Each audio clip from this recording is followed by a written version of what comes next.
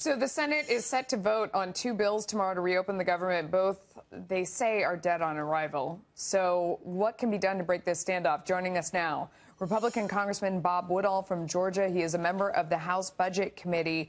Let me ask you about your state in particular first, because I know that you have about 16,000 workers in your state who have been furloughed because of the shutdown. So it's having an impact there. What are you hearing from people? I never believe the polls about how people feel about these things, but I imagine that you're getting a lot of calls, and what are people telling you? Well, people feel about it exactly as it impacts their life. If they've been stuck in a long security line, they're frustrated. If they've missed a paycheck, they're frustrated. If they haven't felt an impact, they wonder what all the fuss is about.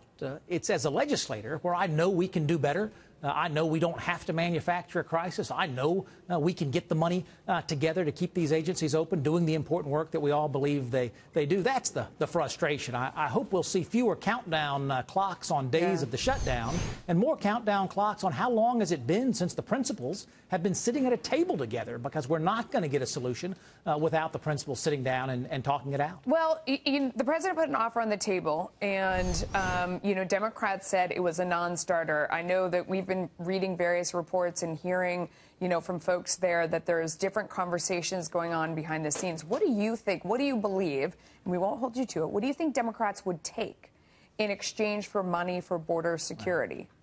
It's a shame that we're even having that conversation. Oh, My Democratic friends support border security. They're just trapped in this mess of who's going to win the shutdown. So what would solve it, though? What would solve it? What do you think the other side would take? Nancy Pelosi's never had to lead a conference as liberal as the one she's leading today. She's an accomplished leader, but never of so many leftists in one place.